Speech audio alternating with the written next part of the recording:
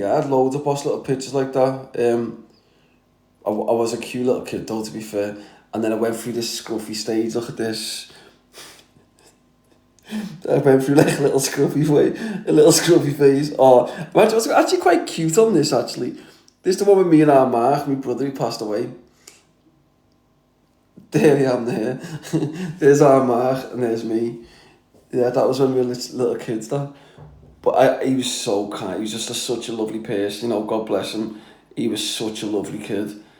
And like, but he had hypercephalus, that's what it was, guys.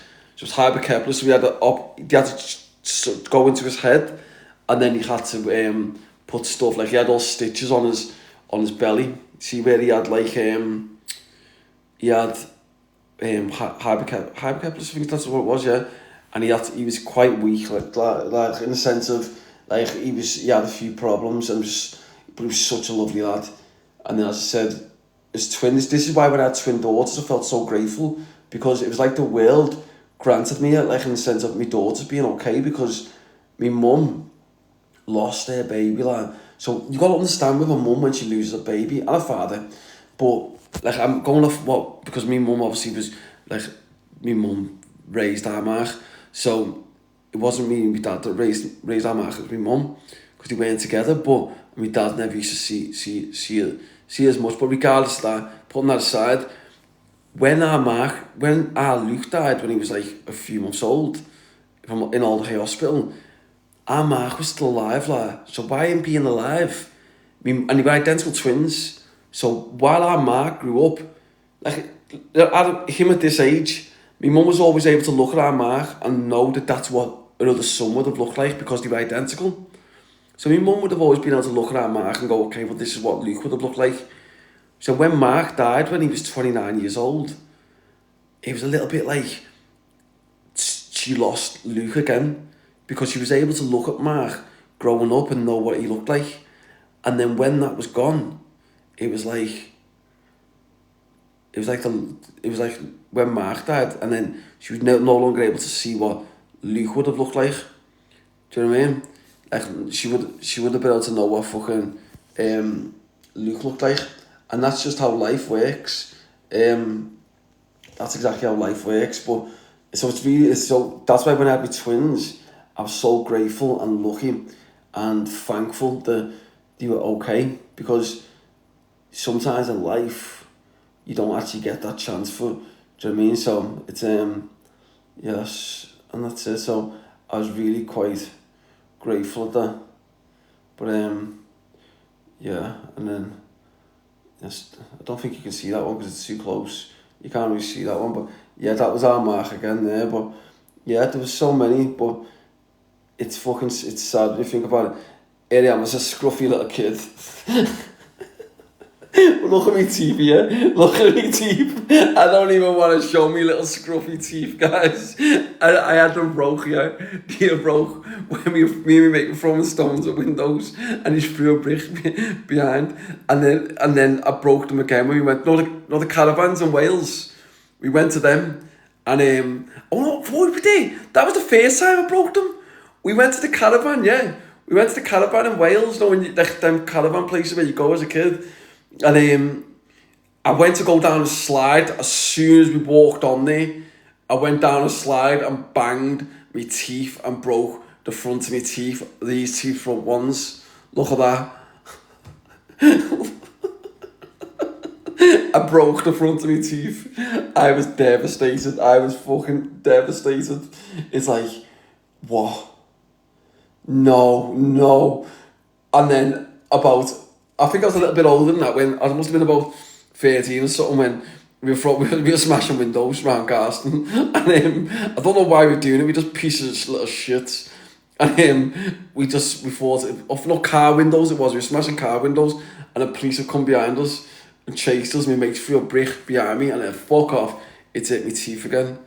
And that's what happened, but yeah. But that is part of life when you're a little fucker. But yes, I was a little bastard, me. I was a little fucker. I wouldn't change anything though. That's just part of life, isn't it? That's how life is. You're a little fucker sometimes. Yo, good to see you. Still going? Yes, bro. I'm doing good, Lee. Hope you're well, mate. Just give you a little follow then. Oh my god, we've got a little loser in here. Let me just block him. Little loser there.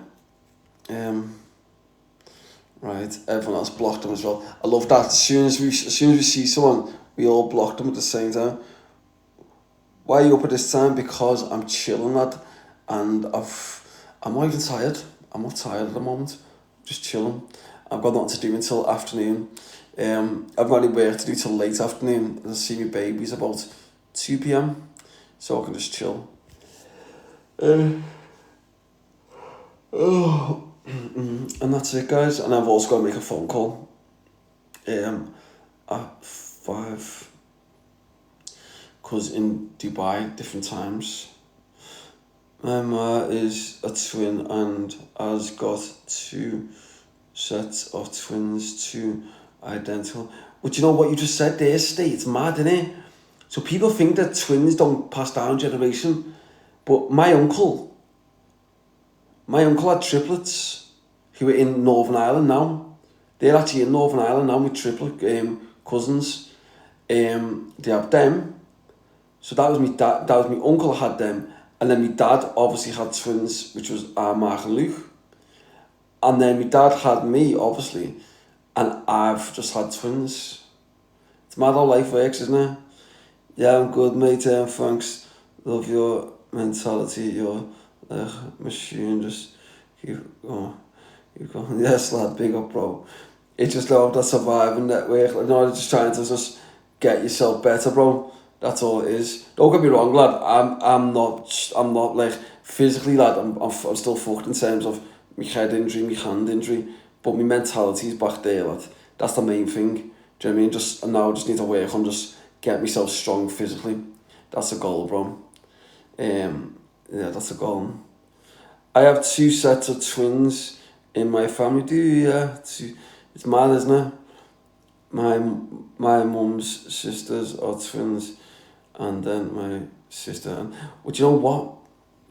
I was gonna call one of my daughters after my dog in Africa, Faith, and then I was sat there thinking it's not really gonna be fair on me whatever daughter. If one gets called Faith and the other one will be like, well, why wasn't I called him? So what I've done with them now, my dog saved me in Africa, guys. If you don't know, if you just she's on my page, on my pin post. But now what I've decided is I'm going to call both my daughters Faith. Is going to be their middle name. But that's mad. I just love that thought of just the fact that my dog saved me in Africa, guys, and the fact that my daughters are both now named after my dog Faith, like the middle name, should I say? Then let me just find my beautiful princess. Where is she? Sorry, guys, I'm just gonna find my first princess. Where is she? 1 second, guys. I'm just trying to find my princess. Here she is. This is my princess, the first princess of my life. My daughters are the second princesses who come to my life, but Faith was always the first one that ever entered my life, the first true love of my life. When it comes to like obviously Holly as well, because she's my kid's mum, but in terms of like princesses, like my little baby, because that's what I genuinely see my dog Faith as like one of my little babies. Like I've had my twin daughters, but I genuinely put my dog in the same bracket. It might sound weird to some people. She saved my life, like my dog saved my life in Africa. She really did. She was a stray dog, those who don't know about her, and she was in a really bad way. But when she come home with me, she had 3 months, but that was 3 months of her taking me away from the dangerous situations that I was in Africa, the deep in the diamond fields of Africa, corrupt charities trying to kill me. And then so even though I helped her mentally, she also helped me massively, because she took me away from everything. So that's why I say she's like my first princess. She's like my first girl. Do you know what I mean? In the sense of my daughters being the second girls in my life. My dog Faith is like my first princess, my first little daughter. She might not be human, but she was still like my little daughter.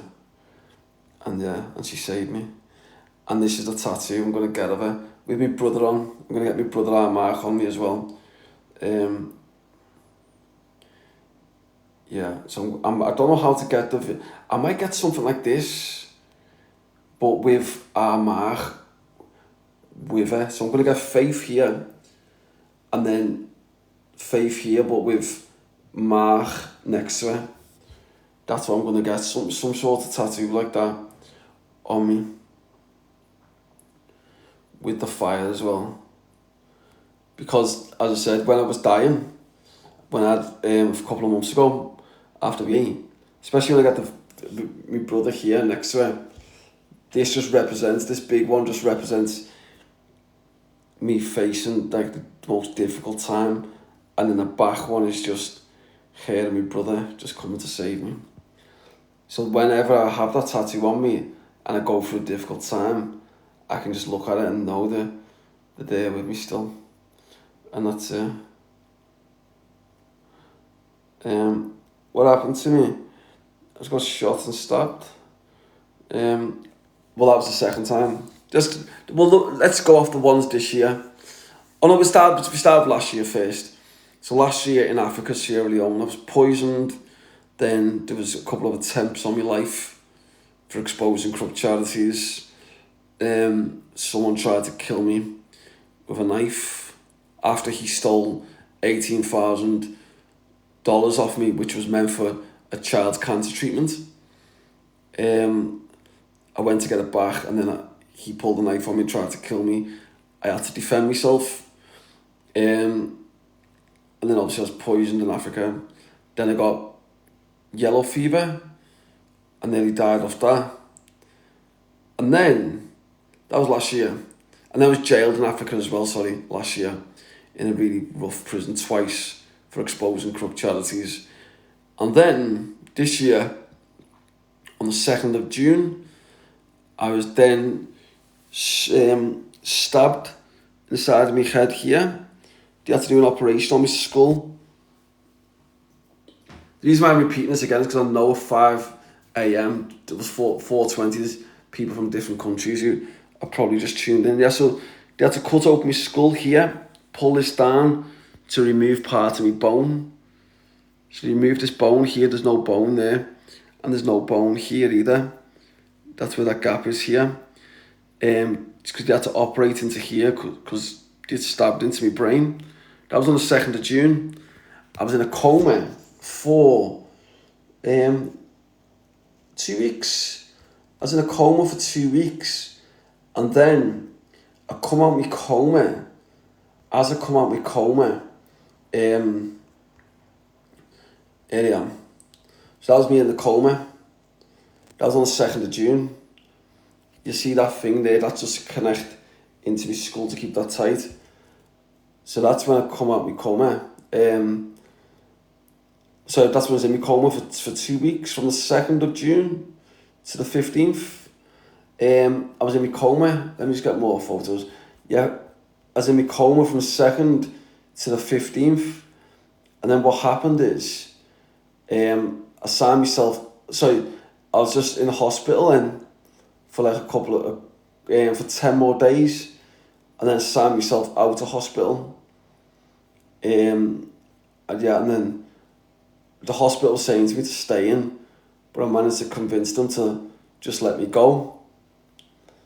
I'm just looking for this. 1 second, yeah. I'm just looking for this other one. Where is it? Yes, 1 second. I'm just looking for this other one for you. Where is it? I can't find it.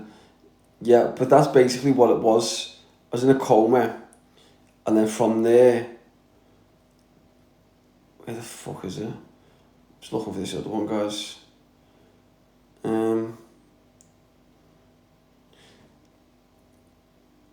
let's see. I don't know why I can't find that. But anyway, that was it basically. In a nutshell, it must be down here somewhere. Let me just have a look.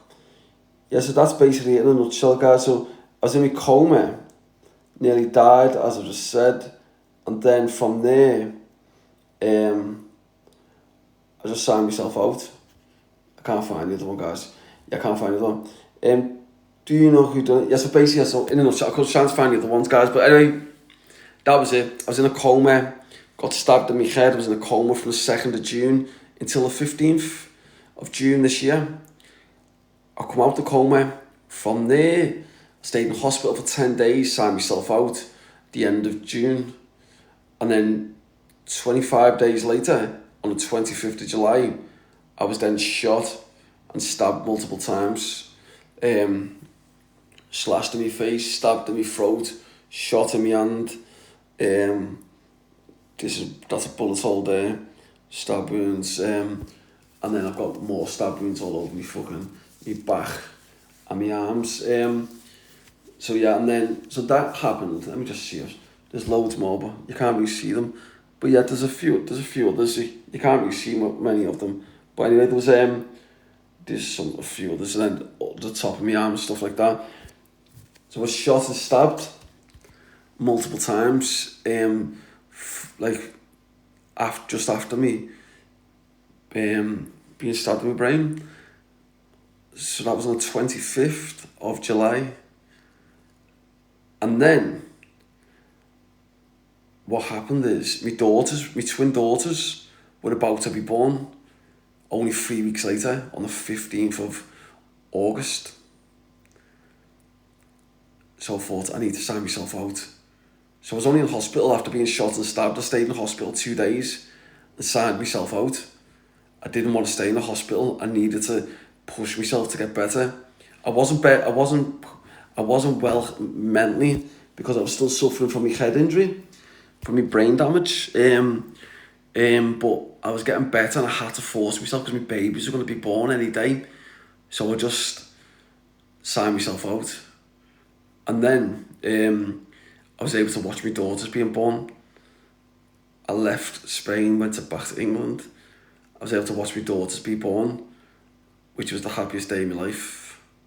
The greatest day of my life. I'm going to show you what happened, those who are new, when I was watching my babies being born. Trolls online found out what hospital I was in, and they rang the police and made lies up and said they had firearms. It wasn't true, but they made the lie up. And all armed police come running into the hospital based on the lies. I'm just looking for it now. Based on the lies, what they'd been told. But they only kept me for 4 days, 4 hours, and then released me. Because they knew it was lies by these trolls making lies up. But yeah, so that was the mentality of these little weirdos online, just making up false allegations. But he'd done it just to try and sabotage me time with my baby. So this was when they just done the operation. So they're removing these scars, these bones here. That's there. So removing that there. I was just coming out of my coma there. I was slowly coming out of it. Literally just coming out of it like. But my daughters pushed me to get stronger, even though they weren't even born, but just the fact I was having daughters made me want to get stronger, quicker. Which is what I've done. And that's why I thank my daughters for being in my life already. That's when I just come out of my coma. Literally just come out of my coma here. This was on the 25th. So that was the 15th of June. I just come out of my coma. But you know, like, this is why I class the number 15 is my greatest number, my lucky number, because I come out my coma on the 15th of June and my daughters were born on the 15th of August. Do you know what I mean? So them 2 days are automatically connected to me for the rest of my life. The hardest day of my life to try and come out of a coma, I come out on the 15th of June, and then my daughters were born only 2 months later. But imagine that, just coming out of a coma, and my daughter going to be born in 2 months, but within that 2-month period, I was then to be shot and stabbed multiple times again. And that's it, but I got strong quick because I needed to be strong for my daughters. And that's how life works, like. Yeah, and then that's how it works, like. Let me just have a little look what we've got here. Let me just see what else is here. I'm just looking to see. Where are we?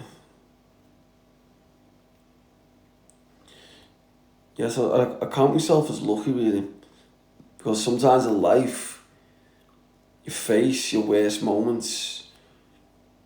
So as you see here, this is where I was before the show. I just here. So when I was stabbed in my brain here, if you have a look at this, you'll see that the blood is thick. It's not skinny. So blood is normally loose. It just drips down your face or down your hands. When it's thick, you know it's coming deep from within inside the brain. So you look at this one now.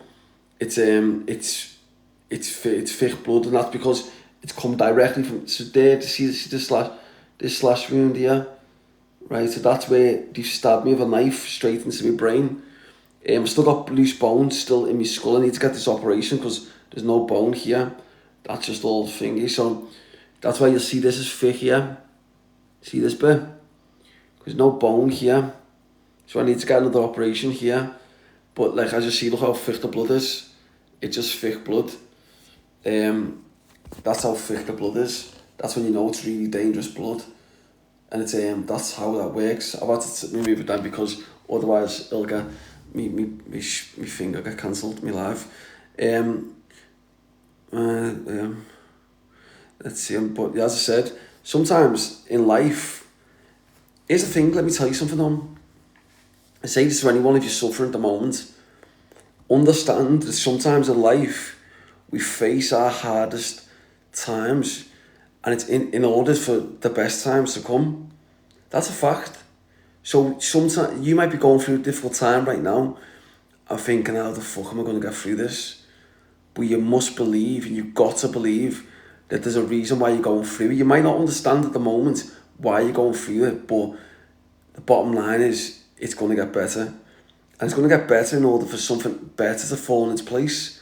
So I was shot and stabbed multiple times, 2 occasions, but I'm talking only this year. But what other way could I live my life than to watch my daughters being born? Otherwise, I wouldn't have come back to England. But the fact that like I was able to watch my daughters being born, it was the happiest moment of my life. So I wouldn't really. There's nothing I'd change in my life. People go, well, wouldn't you change being shot and stabbed or poisoned in Africa? No, because you should never live your life thinking that you want to change something or that you would change something if you had the opportunity. Because everything that happens to us in our life is part of the way life is meant to be. Do you know what I mean? Whether it's good or bad. I can't even look at this hand, because I've been shot here. This top finger won't bend. These fingers bend, but this one won't bend at the top there. See that middle bit there? So these do. Obviously these go right around, but this one doesn't. That should be like that. But it doesn't because it's because I need to get an operation here still. So that small one doesn't bend. Like it just at the top it does, the middle bit doesn't. Now, as I said, I'm a man there. Like I don't see myself as anything other than a proper man. And it frustrates me sometimes when I've got my head injury and sometimes I can forget words and stuff like that. Or I've got this injury. But as I said, I wouldn't change a thing because I was able to watch my daughters being born there. But yeah, and then but people, the doctors were saying to me, you should not be here. The doctor said to me, you should not sign yourself out. The first time when I was stabbed in my brain, stay in, you need to have your operations. And I signed myself out, even when my own family was saying don't. And then when I was shot and stabbed multiple times, I'm laying on the floor, blood just dripping out my body. This is on the 25th of July this year, only a couple of months ago. The blood's just dripping out my body, out my throat, my fucking face, my hands, my arms, my back. And the people who tried to save me was like, you need to ring your family. I'm on the floor, we're waiting for an ambulance to come. The ambulance didn't come for 55 minutes. And they tried to save me.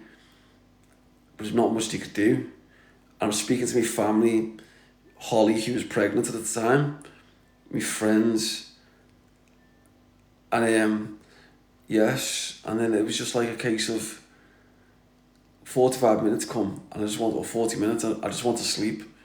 And I said to the people who tried to help me, can you stop ringing me family? Because I just wanted to sleep. Genuinely want to sleep, and this is why I believe in a higher power, because what happened is this. I'm asleep, like, I'm going to sleep. I just want to sleep. It's been 40 minutes of blood just dripping out to me. I've been stabbed and shot multiple times. And just my dog Faith that I saved in Africa, or tried to save, and then she saved me. She also saved me in Africa. She come back to me, like, the little princess come back to me. Where is she? I'm just finding out, 1 second. She comes back to me when I'm laying on the floor, just dripping with blood. She's literally come back to me, and it was like, I'm laying there dripping with blood, I'm asleep. I said, stop ringing me family. I said, stop trying to wake me up, I want to go to sleep. 40 minutes come in, they stopped trying to help me because I wanted to sleep. And 40 minutes had come by, we didn't know when the ambulance was going to come. And my little dog, Faith, like, my little dog, Faith, what used to happen in Africa when I tried to save her, she was a street dog that I tried to save. She lived with me. I gave her a lovely life for the last part of her life, but she struggled because she had a lot of injuries from being sick. But when in Africa last year, when she was sick, or like I was depressed and like I used to talk to her, because I don't talk to humans when I'm feeling bad. But like with her, I could talk to her, and that's why we had that connection. We'd put our faces next to each other. That's what we'd do, and just rub our faces against each other. And she'd love doing that with me.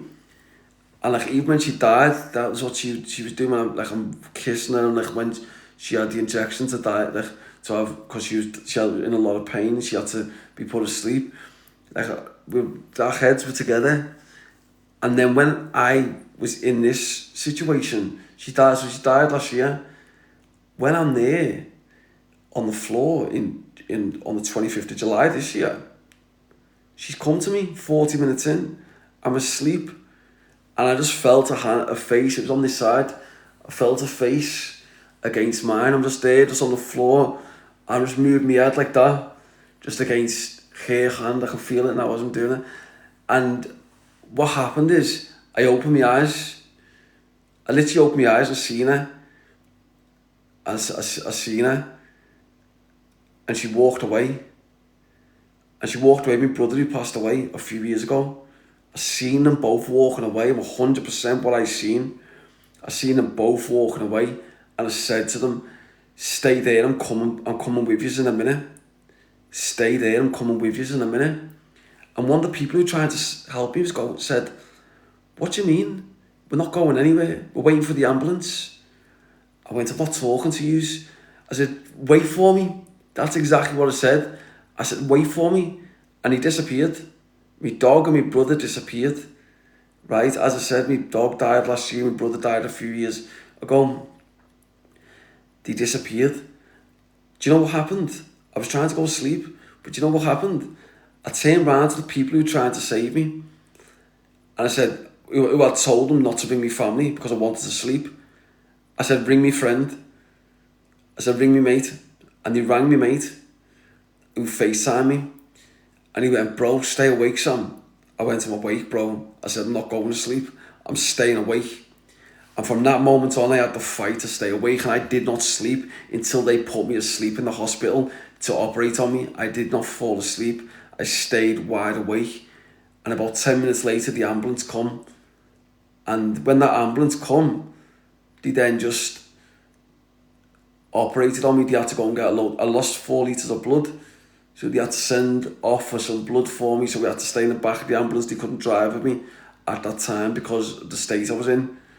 And then they injected me, so they'd done all my injuries, my gunshot wounds, stab wounds, whatever. They sealed all these stab wounds up. And yeah, it was one of them things. It was just, I just got better. But as I said, online, you have all these little weirdos online, these little trolling haters. They love the fact I was injured. They don't know me. They don't care that you've got 2 babies on the way to be born. They were just hoping that, they were just laughing at the fact that they thought I was weak. But my dog and my brother allowed me to get strong, because I signed myself out of hospital 2 days after being shot and stabbed. You bear in mind, I'm still recovering from this injury. On the 27th of June, I signed myself out of hospital. I got shot and stabbed on the 25th of June. Sorry, July. 25th of July, I signed myself out of hospital. The 27th of July, I was shot and stabbed on the 25th of July. After recovering from this one, from the 2nd of June. And my daughters were being born on the 15th of August. And I survived that. And I got so much better. Even the doctors were like, we don't know how you're getting so better so quick. I told them what it was. I said, it's my dog and the higher powers. That's what's saving me. The higher powers and my dog. And ever since that point, I don't believe in religion. I don't believe in people call themselves Christians, Muslims, whatever they want to call themselves. If that makes you happy, then so be it. I don't have any problem with it. If it helps you in life, what I do believe in is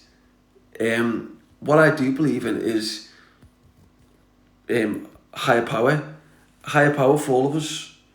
So it doesn't matter whether you're Christian, Muslim, whatever religion that you want to be in life, that doesn't matter.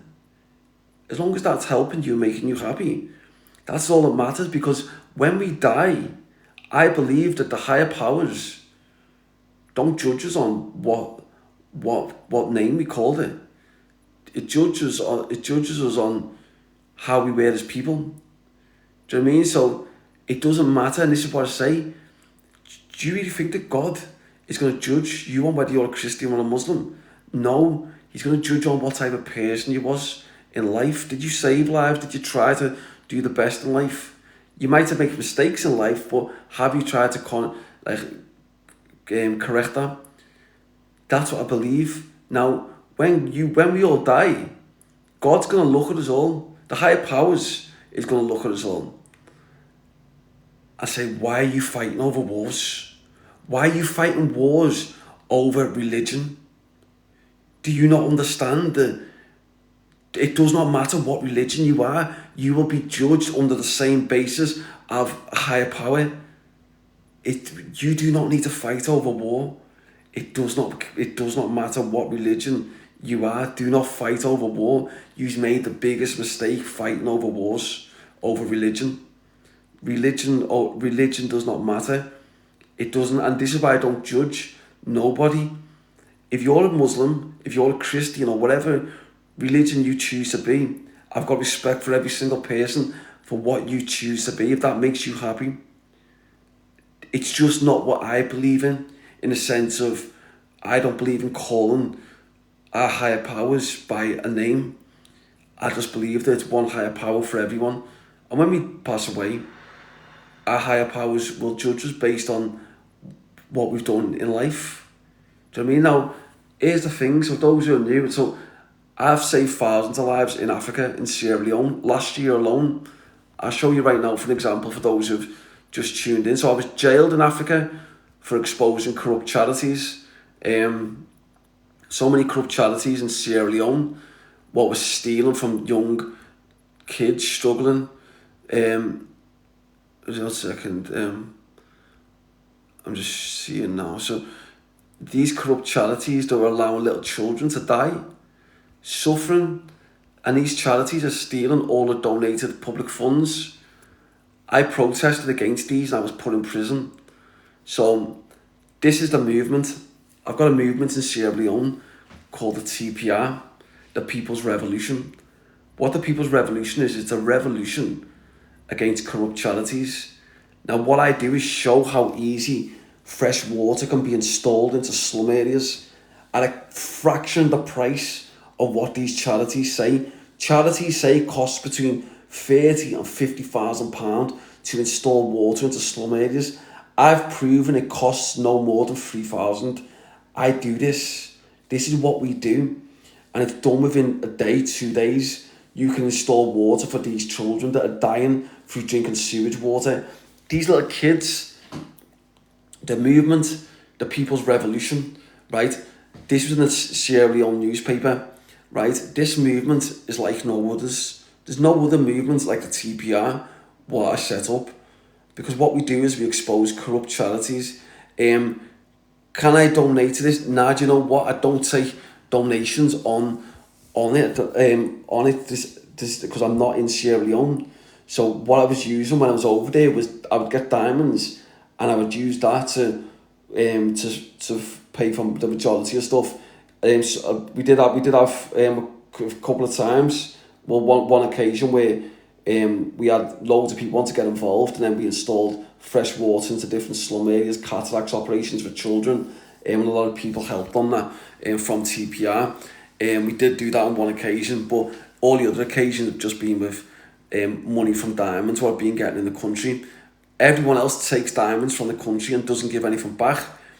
I wanted to switch the way that was used, because diamonds have always been used for civil wars to cause drama. What I was using diamonds for was to help the people. It was a business what I had. However, I would use the majority, 65%, to give back to the people in Sierra Leone, which changed many lives. Now, that's something I can be proud of. But these little kids, so many of them had cataracts operations. They were blind. Charities were leaving these children to suffer. But as I said, I'm going back to Africa. As you know, I've been stabbed in my brain here, so I'm waiting to get better.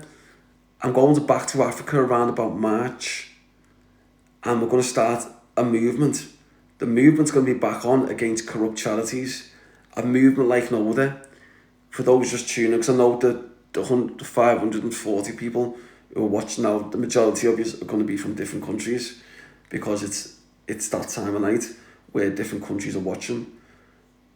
But I've got a movement called the TPR. I was jailed in Sierra Leone for exposing these corrupt charities. They put me in prison, I'll show you now. And when they put me in prison, it's a really horrible prison, but the people there treated me with respect because I'd done the right thing in that country by helping the people. But this is the movement, the People's Revolution. This was outside Save the Children. This is the movement I got jailed for.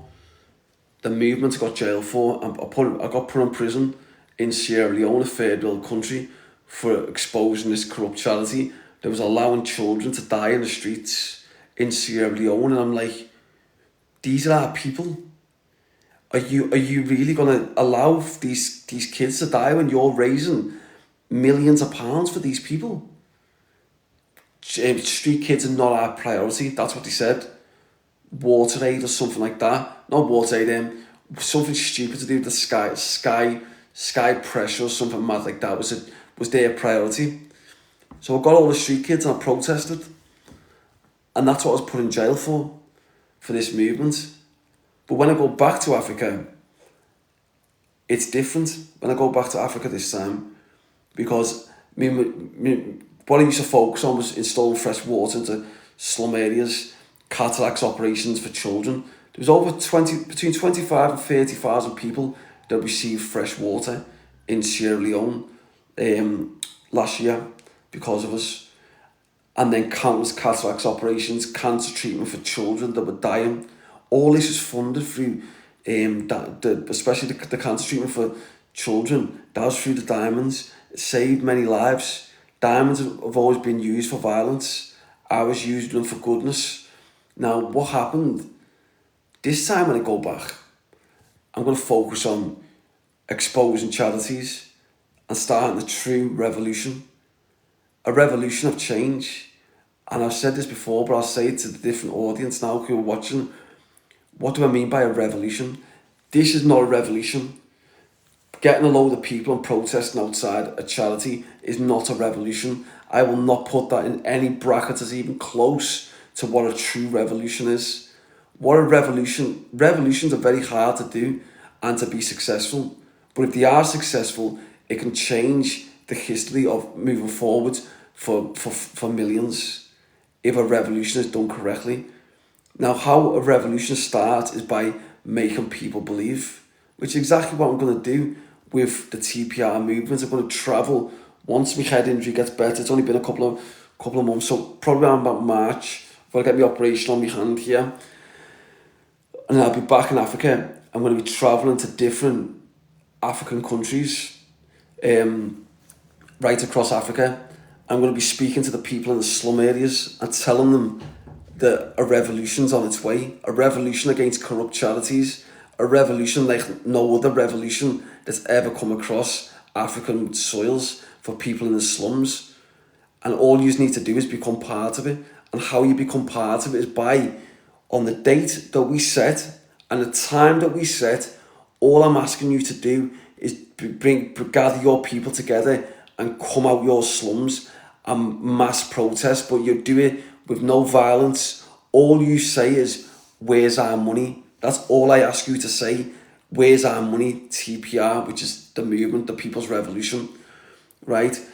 That's all you need to be saying. And what I ask you to do is go live stream it.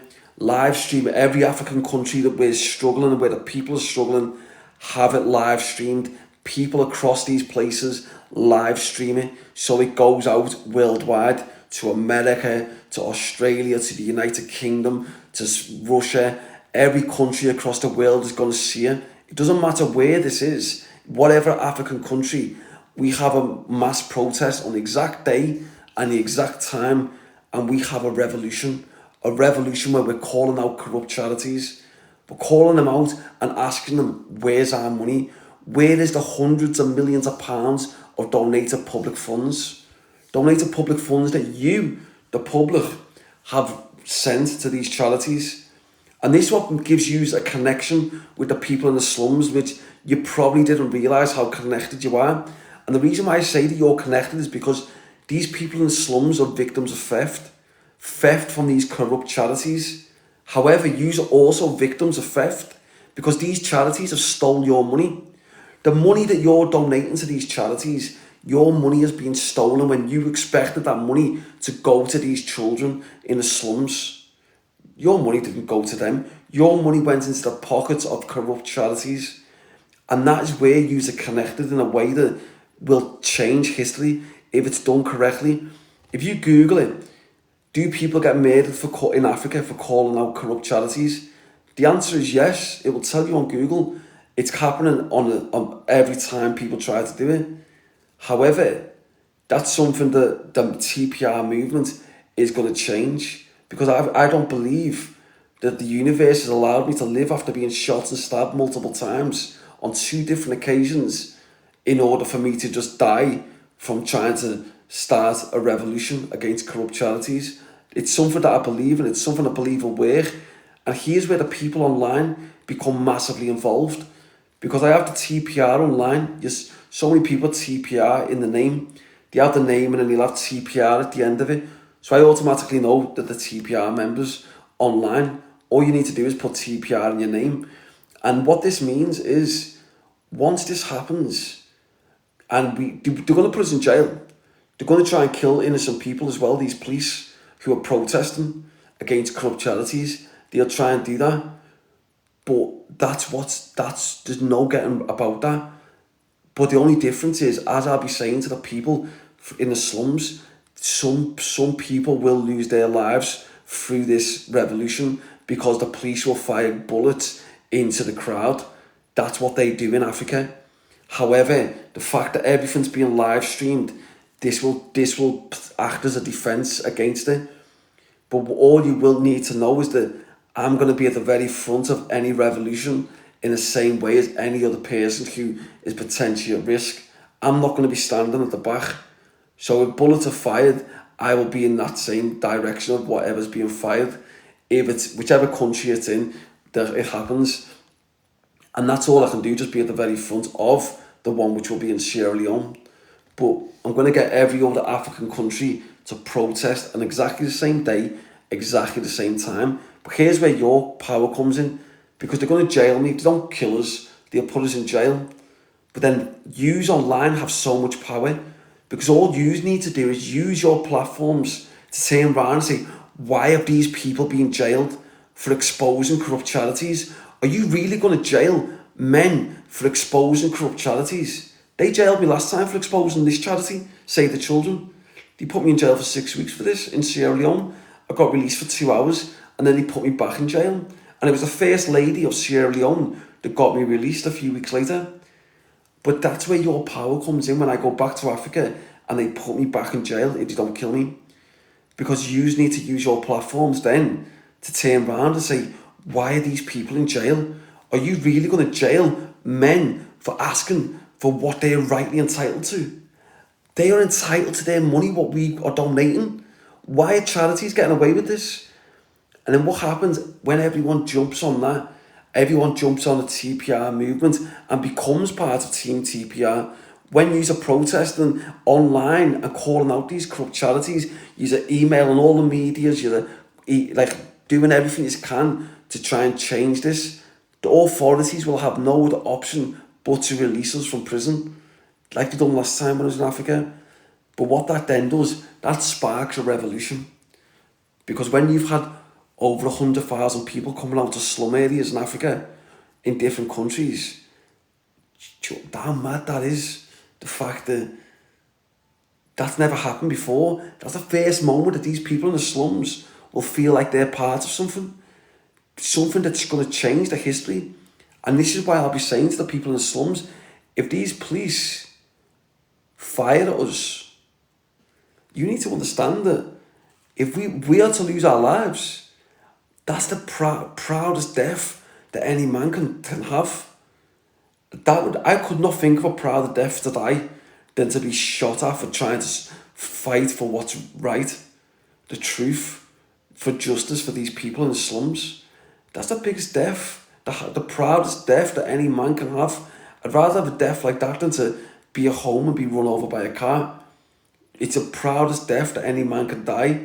And that's what the people in the slums will be told before they protest. If you're fired at by these corrupt authorities for speaking your truth, and any one of you die, understand that it's the best death that any man can suffer. And you must understand that I'm leading the TPR movement. And by leading the TPR movement, I will be at the very front of any movement, in whichever country it's in. I'll be at the very front of it. So bullets are fired, they will also be hitting me.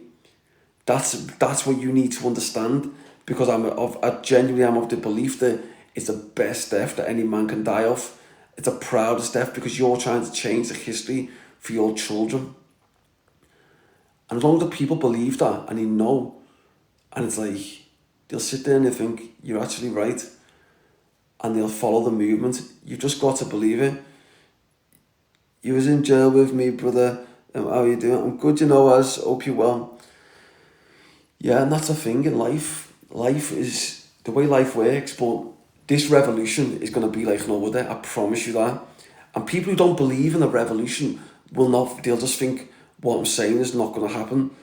In exactly the same way as when I said I would install water for thousands of people last year. People didn't think that would happen. I done that. It's between 25 and 30,000 people received fresh water in Sierra Leone. When I said I would get cancer treatment for children, people didn't think it could happen. I achieved it. Countless of it. Just, in fact, look at me pin post. You see a little girl. She was blind. I got her operation. Many other children in Africa, their operation so they could see. And that's what I do with the movement. And as I said, every member of my TPR movement, big respect to every single one of you, because that's what life's about. Like, that for me is the definition of what life is about. To go from like in a coma, to go from a coma to like being able to get stronger and better so quick, only a few months ago, is like a big thing for me, to be able to get myself better so quick. But that's how life works. Life literally works like that, where you go from that, where it's to getting better quick. And that's just how life works, guys. But, yes. And then let me just find this last one, guys. One sec. For those who have just tuned in. So then this is the TPR movie. For those who've just tuned in, this is it. Fresh water installed for thousands.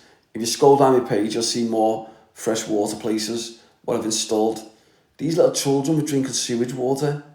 My grandfather's from Sierra Leone. I have Sierra Leone blood inside me. I might look white, but I've got Sierra Leone blood, which means I have just as much right to be in this country as any other person. I can just say this to the authorities. They go, why don't you just go back to England? The authorities, I say, what do you mean, go back to England? Go back to your own country. This is my country. Just because I look white to you does not mean I don't own part of this land in exactly the same way that you do. My grandfather's from Sierra Leone. So therefore I'm entitled to this country and to be in this country as you are. And these are my people in the slums. I don't see the people in power as my people. The people, my people, are the people in the slums. The people who are struggling, the people who are dying, they're my people. They go, you should have armed security in slum areas when you go there. Why?